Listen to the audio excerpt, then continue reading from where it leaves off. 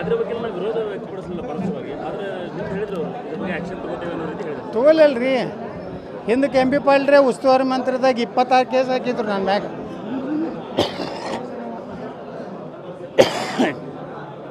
ಅವರು ಮೊನ್ನೆ ಮಹಾನಗರ ಪಾಲಿಕೆಯಲ್ಲಿ ಮಹಾಪೌರ ಉಪಮಹಾಪೌರದಲ್ಲಿ ಅವ್ರಿಗೆ ಹಿನ್ನಡೆ ಆಗ್ಯದ. ಅವರು ಸಾಕಷ್ಟು ನಮ್ಮ ಮಹಾನಗರ ಪಾಲಿಕೆ ಇದರಲ್ಲಿ ಬಿ ಜೆ ಪಿಯವ್ರು ಯಾರೂ ಆಗಬಾರ್ದು ಅಂತ ಸಾಕಷ್ಟು ಪ್ರಯತ್ನ ಎಂ ಪಿ ಪಾಲ್ರಿ ಮಾಡಿದ್ರು. ಕೋರ್ಟಿಗೆ ಹೋದರು, ಎಲ್ಲ ಕಾಡಿದ್ರು, ಎಲ್ಲ ಮೆಂಬರ್ಗಳಿಗೆ ಧಮಕಿ ಕೊಟ್ಟರು, ನಿಮ್ಮನ್ನೆಲ್ಲ ಅನರ್ಹ ಮಾಡ್ತೀನಿ ಅನರ್ಹನೂ ಮಾಡಿದ್ರು. ಅಲ್ಲಿಂದ ಹೈಕೋರ್ಟ್ನಾಗ ಅದು ತಿರಸ್ಕಾರ ಆಯಿತು.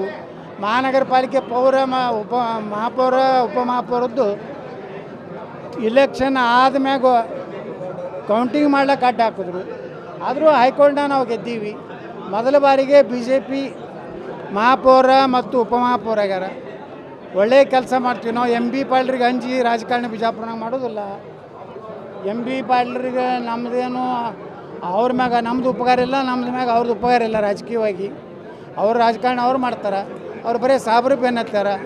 ಅವ್ರ ಹಿಂದೆ ಒಂದು ಟೀಮ್ ಅದ, ಯಾವ್ಯಾವ ಆಸ್ತಿ ಹೊಡ್ಕೊಳಕತ್ತಾರ. ಮೊದಲು ಆ ಕಡೆ ಎಂ ಪಿ ಪಾಲ್ರ ಗಮನ ಕೊಡಲಿ, ನನ್ನ ಮ್ಯಾಗ ಏನು ಕೇಸ್ ಮಾಡ್ತೀನಿ ಅಂತಾರಲ್ಲ, ಅವ್ರ ಹಿಂದಿರುವಂಥ ಒಂದು ಟೀಮು ಒಂದು ಯಾವ ಪಾಪ ಮುಗ್ಧ ಜನ ಇರ್ತಾರೋ ಅವ್ರದ್ದು ಆಸ್ತಿ ಲಪಟಾಯಿಸ್ಲಕತ್ತಾರೆ ಎಂ ಪಿ ಪಾಲ್ರಿ ಹಿಂದಿನ ಗುಂಪು.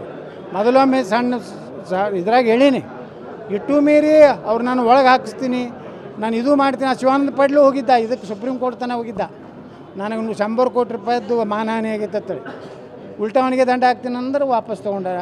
ಈ ಎಂ ಪಿ ಪಾಲ್ರು ಜೋಡೆ ಯುದ್ಧ ಆಡ್ಲಿಕ್ಕೆ ನಾವು ತಯಾರಿದ್ದೀವಿ.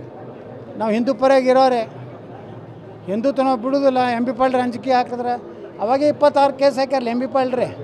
ಹಿಂದಕ್ಕೆ ಏನಿದ್ರಲ್ಲ ಅವರು ಮಂತ್ರಿ, ಅವಾಗೆ ಹಾಕಿ ಸುಮಾರು ಅಮಾಯಕರು ಸುಮಾರು 150 ಜನರು ನಮ್ಮನ್ನೆಲ್ಲ ಅಮಾಯಕರು ನನ್ನ ಹಾಕಿರ್ಲಿ ಬಿಡ್ರಿ. ಯಾರೂ ಅಂಗಡಿಯಾಗ ಕೂತವ್ರನ್ನ ಸಹಿತ ಕೆಲವೊಂದು ಮಂದಿದ ಹೆಸರು ಹಾಕಿ ಮಾಡಿದ್ರು. ಏನಾಗೈತಿ ಎಂ ಬಿ ಪಾಟೀಲ್ರ ಇಂಥ ಧಮಕಿಗೆ ಎಲ್ಲ ಅಂಜು ಮಗ ಅಲ್ಲ ನಾನು. ನಾ ಹಿಂದೂ ಪರವಾಗಿ ಮಾತಾಡೋನೆ. ನಾ ಏನು ನಿಮ್ಮ ಅಂಜಿಕೆಗೆ ನಿಮ್ಮ ಸರ್ಕಾರ ಐತಿ, ನೀವು ಒಳಗೆ ಹಾಕ್ತಿರತ್ತೆ ಅಂಜಿ ಮನ್ಯಾಗ ಕುಂಡ್ರು ಮಗ ಅಲ್ಲ. ನಿಮ್ಮ ಹಿಂದಿರೋಂಥವ್ರ ಬಗ್ಗೆ ಎಚ್ಚರ ಇರಲಿ. ಯಾವ ಲೋಫರ್ ಅದಾನ, ಕ್ರಿಮಿನಲ್ ಅದಾನ, 302, 307 ಈ ಅಟ್ರಾಸಿಟಿ ಇದ್ದವನು ಅವ್ನು ಮಗ್ಗಲಾಗಿ ಕುಂಡ್ರಿಸ್ಕೊಂಡು ನಿಮ್ಮ ಮನ್ಯಾಗ ದಿನ ಮುಂಜಾನೆ ಹೋದ್ರೆ ಅವನೇ ಇರ್ತಾನೆ. ಅವನ ವಿರುದ್ಧನೇ ನೀವು ಹೋರಾಟ ಮಾಡಿದ್ರಿ 8,000 ಜನರು ತೊಗೊಂಡು ಬಿಜಾಪುರನಾಗ. ಒಬ್ಬ ಗುಂಡ ಅವನದೇನು ಇತಿಹಾಸ ಅನ್ನೋದು ಮಾನ್ಯ ವಿಧಾನ ಸಭೆದಾಗ ಹೇಳೀನಿ. ಇಂಥವನೊಬ್ಬನ್ನ ನೀವು ಇಂಥ ಒಂದು ಏನು ನಮ್ಮ ಕೋರ್ಟಿನ ಒಂದು ಇದನ್ನು ಮಾಡಿರಿ.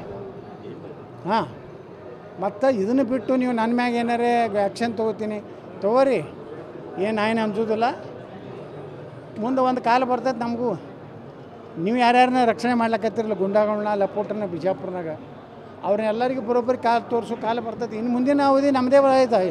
ಎಂ ಪಿ ಪಾಲ್ರೆ ಮುಗೀತಿ ಈ ಸಲ ನಿಮ್ಮದು. 28ಕ್ಕೆ ನೀವು ಮನೆಗೆ ಹೋಗ್ತೀರಿ, 28ಕ್ಕೆ ನಮ್ಮ ಸರ್ಕಾರ ಬರ್ತದೆ. ನೀವು ಎಷ್ಟು ಗುಂಡಾಗಳನ್ನ ಸಾಕಿರಲ್ಲ ಬಿಜಾಪುರ ಜಿಲ್ಲಾದಾಗ, ಅವು ಕೆಲವೆಲ್ಲ ಲೋಫರ್ಗಳನ್ನ ಅವ್ರನ್ನೆಲ್ಲ ಒದ್ದೊಳಗೆ ಹಾಕಿಸ್ತೀವಿ. ಸಚಿವರು ಯಾರು ಅಂತ ಹೇಳಿಲ್ಲ ಸರ್.